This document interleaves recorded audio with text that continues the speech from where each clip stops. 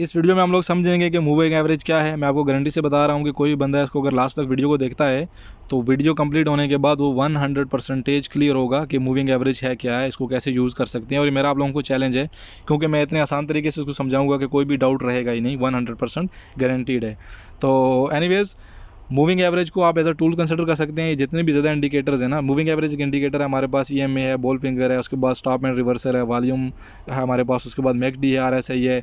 इस तरह के हमारे पास बहुत ज़्यादा इंडिकेटर्स हैं। तो ये सारे के सारे इंडिकेटर्स बेसिकली एक टूल्स हैं।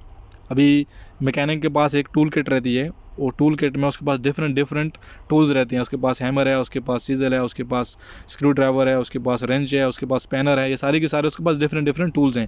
तो ये सारे के सारे जो डिफरेंट टूल्स हैं, मैकेनिक को भी पता होता है कि हर टूल्स को कहाँ यूज़ करना है, इसको कैसे यूज़ करना है, या ये टूल बेसिकली किस यूज़ के लिए बना है। तो एक अच्छा ट्रेडर बनने के लिए सबसे पहले आपने इन टूल्स को समझना होगा। ये टूल्स हैं क्या, इनका यूज़ क्या है। ये यूज़ समझने के बाद आप इनको प्रॉपर यूज़ कर पाएंगे और प्रॉपर ट्रेडिंग या प्रॉपर एक एनालाइजिंग जो आप करते हैं ना, एनालिस्ट बनते हैं, तो एक प्रॉपर एनालिस्ट बन पाओगे। एमए को चूज़ करने की, जो मूविंग एवरेज को चूज़ करने की सबसे बड़ी रीज़न क्या है कि आपके पास ये बेसिक इंडिकेटर है। आप कोई भी इंडिकेटर यूज़ कर रहे होंगे, चाहे वो मैकडी है, चाहे वो RSI है, चाहे आप वॉल्यूम चेक कर रहे हैं, कुछ भी इंडिकेटर यूज़ करते हैं आप, उसके साथ आपको मूविंग एवरेज का यूज़ लाजम करना होता है। इसको बोलते हैं कम्बिनेशन, कि आप किसी भी एक जो इंडिकेटर है उसके साथ बेस पर ट्रेडिंग नहीं कर रहे होते, बल्कि मल्टीपल इंडिकेटर्स को कंबाइन कर रहे होते हो। उनको कंबाइन करने के बाद आप एक ओवरव्यू करते होते हो। ऑफकोर्स मैं सारी की सारी चीज़ें आपको सिखाने वाला हूँ कैसे कंबाइन करते हैं। पहले हम लोग 1 बाय 1 जाएंगे, एक एक जो टूल है उसको समझेंगे, और टूल को समझने के बाद फिर हम उसका कम्बिनेशन बनाएंगे कि कौन कौन सा टूल आप कंबाइन करके जो ट्रेडिंग स्ट्रेटजी अपनी बना सकते हैं। तो हम लोग MA को समझेंगे, मूविंग एवरेज। मैं इसको स्क्रीन पर दिखाता हूँ। जब भी जो मैंने मूविंग एवरेज क्लिक की तो यहाँ पर आपको दो टेढ़ी मेढ़ी लाइन नज़र आ रही। दोनों लाइन में डिफरेंस क्या है, एक कलर का डिफरेंस है, और सेकंडली एक डिफरेंस क्या है कि एक प्राइस बिल्कुल प्राइस के करीब करीब जा रही है, देखें ये वाली पीली वाली लाइन, और दूसरी लाइन थोड़ा थोड़ा डिस्टेंस क्रिएट करके यहाँ से जा रही है। ये क्यों जा रही है इसको भी हम लोग एक्सप्लेन करेंगे, इसको भी हम लोग समझेंगे। तो पहले मूविंग एवरेज क्या है। मूविंग एवरेज एक लाइन है, बेसिकली एक लाइन है जो हमको प्राइस इंडिकेट करती है over the past, over the history. जो स्पेसिफिक टाइम फ्रेम रहती है ना हमारी, उसके ऊपर, मतलब कि हिस्ट्री की प्राइस जो होती है, एवरेज प्राइस हमको बताएगी कि हिस्ट्री में ये प्राइस जो है एवरेज कहाँ तक गई थी। अभी देखें कि प्राइस तो ये वाली प्राइस तो यहाँ पर थी, लेकिन ये लाइन इधर क्यों है, ये प्राइस तो यहाँ पर है, ये लाइन इधर क्यों है, क्योंकि हमको ये एवरेज प्राइस दे रही है। हमको ये लोग एग्जैक्ट प्राइस ऐसे नहीं दे रही, बल्कि हमको एवरेज प्राइस दे रही है। और कितनी एवरेज दे रही है वो डिपेंड करती है आप कौन सी टाइम फ्रेम यूज़ कर रहे हैं, कितने पीरियड्स यूज़ कर रहे हैं। टाइम फ्रेम और पीरियड्स का क्या हो गया, अगर फॉर एग्जांपल मैंने 14 दिन की टाइम फ्रेम यूज़ की या 20 डेज़ यूज़ की, यहाँ से यहाँ तक लेट्स से 20 डेज़ बने, तो 20 डेज़ को वो सारे को सारी जिसकी क्लोजिंग प्राइस है उसको जमा कर रही होगी, 2 + 3 + 4 + 2 + अगेन 1 + ऐसे करके जो 20 डेज़ की क्लोजिंग प्राइस है ना, उस सारी को जमा करेगी। जमा करने के बाद इसको डिवाइड कर देगी जो नंबर ऑफ़ पीरियड्स हैं। तो 20 पीरियड है, उसको 20 के साथ डिवाइड करेगी। 20 के साथ डिवाइड करने के बाद जो उसका आंसर आएगा वो उस बेस पर जो मूविंग एवरेज जा रही होती है। यही रीज़न होती है कि आप कभी भी चेक करते हैं तो ये प्राइस से हमेशा थोड़ा डिफरेंस क्रिएट करते हैं। और ये वाली जो मूविंग एवरेज है प्राइस के बिल्कुल नज़दीक है, क्योंकि ये फास्ट मूविंग एवरेज है। फास्ट मूविंग एवरेज का मतलब क्या है कि बिल्कुल जो नंबर ऑफ़ डेज़ हैं, जो नंबर ऑफ़ पीरियड्स हैं उसके कम हैं। और जो दूर वाली आपके पास, एक मिनट में दोबारा माइनस में आ रहा हूँ, जो आपके पास दूर वाली ये लाइन है इसके दिन ज़्यादा हैं। तो ज़्यादा दिन होने की वजह से प्राइस डिफरेंस ज़्यादा आ रहा होगा जो एवरेज प्राइस है, क्योंकि हमको एवरेज प्राइस दे रही होती है, एवरेज प्राइस ज़्यादा होती है, तो इसलिए इसका थोड़ा सा डिस्टेंस रहता है। इसका सेटिंग करने के लिए आप ये वाले ऑप्शन में जाएंगे, यहाँ से इंडिकेटर चेक करेंगे। इंडिकेटर के बाद मैंने MA चूज़ किया तो ये देखें जो पीले वाली है जो बिल्कुल करीब जा रही है वो 7 डेज़ पर है, या 7 जो पीरियड्स हैं उस पर हैं। लेकिन जो MA2 है जो थोड़ी दूर जा रही है ये 25 पीरियड्स पर है। तो ऑफ कोर्स जब ये 25 का मल्टीप्लाई करेगी, इसको जो मल्टीप्लाई तो नहीं जमा करेगी, जमा करने के बाद इसको 20 पर वो डिवाइड करेगी, तो जो एवरेज प्राइस आएगी उसमें डिफरेंस रहेगा। जो भी करंट मार्केट है उसकी जो प्राइस है उससे थोड़ा ज़्यादा डिस्टेंस रहेगा, ज़्यादा डिफरेंस रहेगा, इसीलिए थोड़ी दूर जा रही होगी।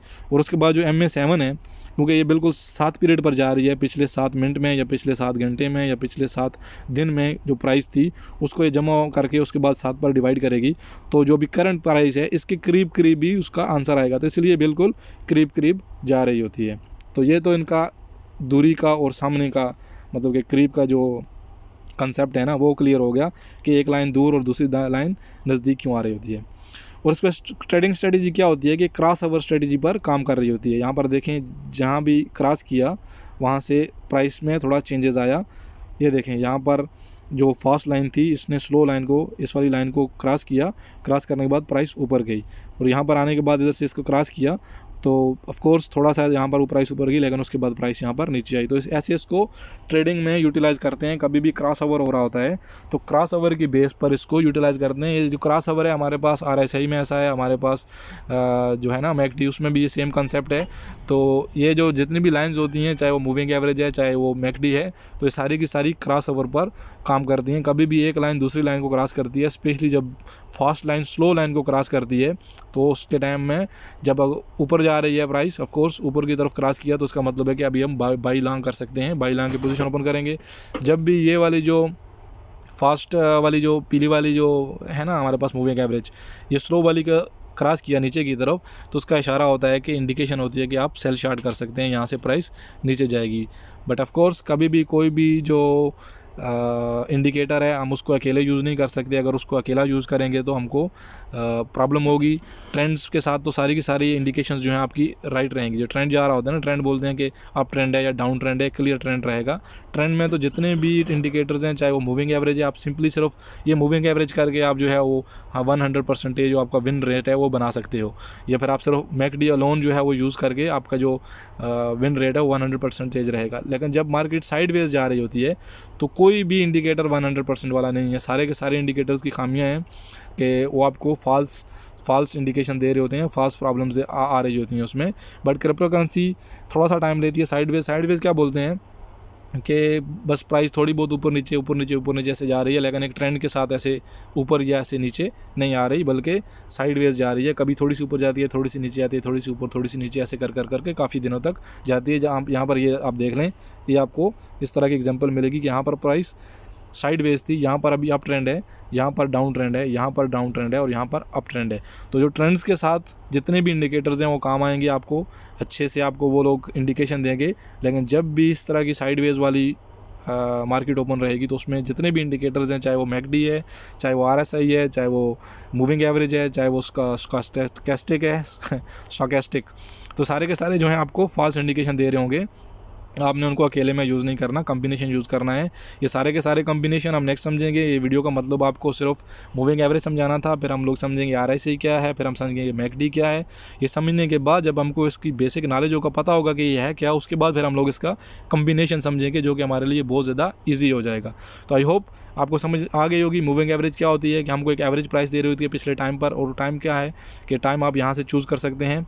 बाई डिफ़ॉल्ट ऑफ कोर्स जो टाइम होता है वो बेस्ट रहता है, लेकिन कोई बंदा उसमें चेंजेस करना चाहे तो ये देखें, ये पिछले 25 पीरियड्स, 25 डेज़ हो सकते हैं, 25 आवर्स हो सकते हैं, 25 मिनट्स हो सकते हैं, या 25 × 3 मिनट्स हो सकते हैं, या 15 मिनट्स हो सकते हैं, जो आप टाइम फ्रेम यूज़ करेंगे।